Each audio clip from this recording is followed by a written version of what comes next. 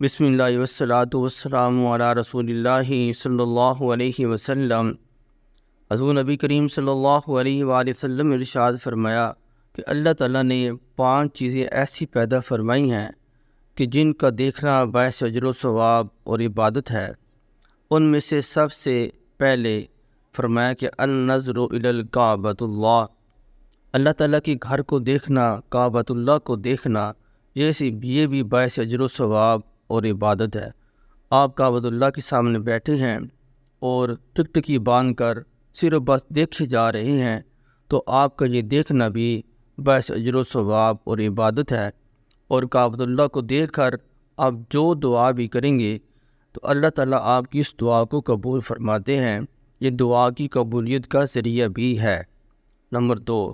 النظر الی الماء زمزم، آپ زمزم کے پانی کو صرف دیکھتے رہیں تو آپ کا یہ دیکھنا بھی باعث اجر و ثواب اور عبادت ہے۔ زمزم کا پانی وہ ببرکت پانی ہے کہ جب بھی آپ اس پانی کو پئیں گے، جو بھی دعا کریں گے، اللہ تعالیٰ آپ کی اس دعا کو قبول فرماتے ہیں۔ اور اس پانی کو 2 اللہ کی اولو العزم انبیاء علیہم السلام کی نسبت حاصل ہے۔ ایک حضرت اسماعیل ذبیح اللہ علیہ السلام، اللہ تعالیٰ نے ان کی پاؤں مبارک کی کھری کے رگڑنے سے اس کنویں کو جاری فرمایا، اور دوسرا حضور خاتم النبیین صلی اللہ علیہ وآلہ وسلم نے ایک دفعہ پانی منگایا، تھوڑا سا پیا، فرمایا کہ اس زمزم کے پانی کو زمزم کے کنویں میں انڈیل دو۔ تو گویا کہ اب جب بھی کوئی آدمی بھی زمزم کا پانی پیتا ہے تو وہ حضور نبی کریم صلی اللہ علیہ وآلہ وسلم کا جھوٹا پانی پیتا ہے، تو اس سے اس کی برکت اور شفا میں اور اضافہ ہو گیا۔ اب جب بھی آپ پانی پئیں گے، جو بھی دعا کریں گے، حضور نبی علیہ السلام کا جھوٹا پانی پینے کی برکت سے، زمزم کی برکت سے اللہ تعالیٰ آپ کی اس دعا کو قبول فرمائیں گے۔ تو زمزم کے پانی کا دیکھنا بھی باعث اجر و ثواب اور عبادت ہے۔ نمبر 3، النظر الی الوجہ العالم، کسی عالم کی چہرے کو دیکھنا، یہ بھی باعث اجر و ثواب اور عبادت ہے۔ آپ کسی عالم کی مجلس میں گئے، ان کی صحبت میں گئے، ادھر جا کر آپ چپ کر کے خاموشی سے بیٹھ کے ان کی باتیں سنی، یا ویسے ہی جا کر بیٹھ کے وہ خاموش بیٹھے ہیں، کسی کام میں مصروف ہیں، پڑھ رہے ہیں، جو بھی کر رہے ہیں، تو آپ وہاں جا کر بیٹھ گئے، ان عالم کی چہرے کی زیارت کرتے رہے،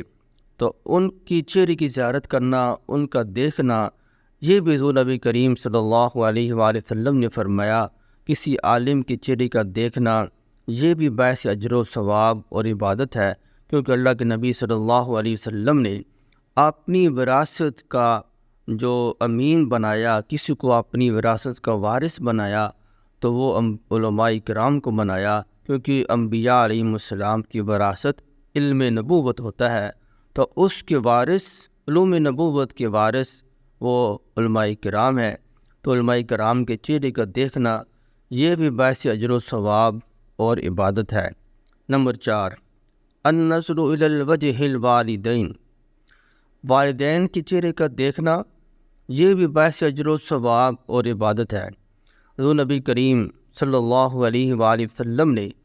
ایک جگہ ارشاد فرمایا، جب آپ والدین میں سے دونوں کی یا کسی ایک کی زیارت کریں گے، ان کو دیکھیں گے، خوشی سے دیکھیں گے، تو فرمایا کہ آپ کا والدین کے چہرے کی زیارت کرنا، اللہ تعالیٰ اس سے ایک مقبول حج اور عمرے کے برابر ثواب عطا فرماتے ہیں۔ تو والدین کے چہرے کی زیارت کرنا یہ بھی باعث اجر و ثواب اور عبادت ہے۔ حتیٰ کہ فرمایا کہ اگر آپ کے والدین دنیا سے چلے گئے، رخصت ہو گئے، فوت ہو گئے،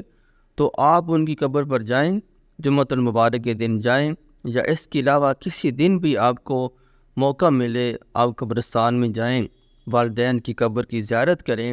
تو والدین کی قبر کی زیارت کرنے کی وجہ سے بھی اللہ تعالیٰ ان کے بیٹے کی بخشش فرما دیتے ہیں، ان کے گناہ معاف کر دیتے ہیں۔ اتنا درجہ اللہ نے شریعت میں والدین کا رکھا ہے۔ نمبر 5، النظر الی المصحف، فرمایا کہ قرآن پاک کا دیکھنا یہ بھی باعث اجر و ثواب اور عبادت ہے۔